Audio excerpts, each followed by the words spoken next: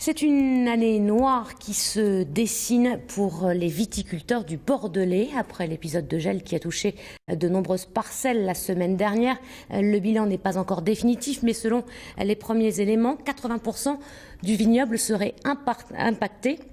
Cela a forcément des conséquences, on va en parler avec notre invité, mais d'abord le reportage ce matin dans le Blayais. Il est signé Jean-Pierre Stahl et Thierry Julien.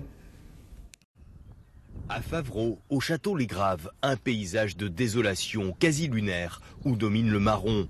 En 3 matinées, Jean-Pierre Pauvif a perdu 80% de sa future récolte. Vigneron depuis 37 ans, il avait déjà connu le gel de 1991. Cette année, c'est une nouvelle épreuve car il n'est pas assuré.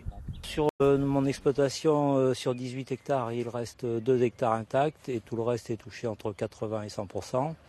Et au niveau de la commune, on peut estimer à plus de 50% les parcelles touchées. Le vin, lui, il n'est pas là. La récolte 2017, elle ne sera pas là. On est sur une propriété ici qui a gelé à 80%. C'est dramatique. On est très inquiet et on va tout faire pour soutenir, nous, interprofessions, organismes de défense et de gestion, syndicats viticoles, soutenir nos vignerons. À la Ruscade, les frères Latouche ont aussi été impactés à 90%. Ici, la température est tombée à -3 degrés jeudi dernier et a tout grillé. Voilà, les futurs anciens raisins. Ça fait partie de la vie d'un viticulteur. On accuse le coup, mais on n'a pas le choix, il va falloir s'enlever. Voilà, la nature est celle qui décide, c'est pas nous.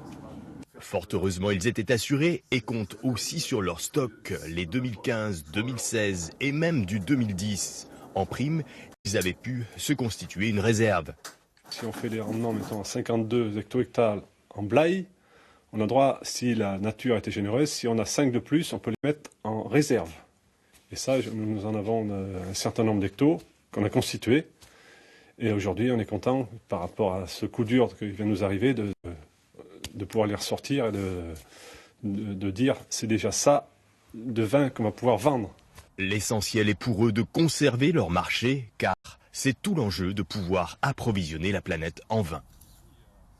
Et on en parle avec notre invité Hervé Grandot. Bonjour. Bonjour. Vous présidez la Fédération des grands vins de Bordeaux. On vient de le voir, certains ont des réserves. Ce n'est pas le cas de tous les viticulteurs. On parle de 80% du vignoble impacté, c'est ça ? Oui, tout à fait.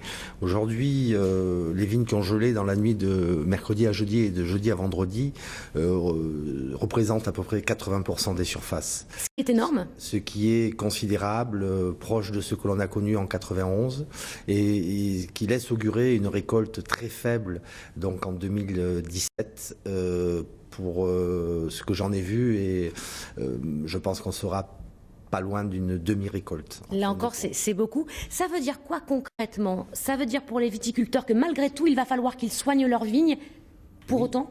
Tout à fait. Il va falloir traiter les vignes afin de ne pas, en plus de la perte déjà constatée, engendrer des maladies. Et puis, l'objectif, c'est de pouvoir récolter normalement la récolte 2018, celle qui viendra après. Et pour cela, il faut que la végétation vive normalement afin d'avoir des bois de taille pour l'hiver prochain et de pouvoir espérer une récolte 2018 normale. Si je vous comprends bien, vous êtes en train de dire que certains n'auront rien du tout cette année. C'est-à-dire qu'ils vont voir pousser leurs vignes, ils vont les soigner pour un résultat qui sera zéro. Oui, tout à fait. Il y a certains de nos viticulteurs qui sont touchés à 100% de leur vignoble. Donc, ça a été dit dans le reportage, certains ont une assurance récolte, d'autres non. Certains ont des stocks. Pour certains, il y a effectivement le volume complémentaire individuel qui a été mis en place depuis 2010 et qui va permettre d'apporter les 5 ou 6 hectos de la bonne récolte 2016 et de pouvoir les ressortir. Voilà, il y a tout un tas de mesures que l'on va essayer de mettre en place aussi pour favoriser cette année 2018, puisque c'est pas en 2017 que la viticulture va souffrir, c'est bien en 2018. Et est-ce qu'on peut imaginer aller chercher du vin ailleurs, justement ? Non. Ici, en Gironde, nous faisons de l'AOC. L'AOC veut bien dire une appellation d'origine contrôlée. Et donc, l'origine de nos vins, c'est bien la Gironde. Ce sera suffisant. D'ailleurs, vous nous parlez des aides que vous allez apporter aux viticulteurs. Ce sera suffisant pour ceux qui sont réellement touchés et qui ont déjà été par le passé. Ça sera très compliqué. Il ne faut pas espérer de l'argent directement donné par l'État parce que les caisses de l'État sont vides et ça serait perdre du temps que de faire croire que nous pourrons avoir des aides directes, mais nous devons essayer de travailler les mécaniques et tous les points qui favoriseront la survie de ces viticulteurs. Je voulais juste dire également qu'au-delà des viticulteurs, c'est un marché entier qui est mis de 4 milliards d'euros qui est mis en péril. Et si on fait une demi-récolte, ça ne sera plus que 2 milliards d'euros de chiffre d'affaires qui impacteront nos collègues négociants dans la difficulté à trouver les vins, mais également toute la filière, les marchands de matières sèches.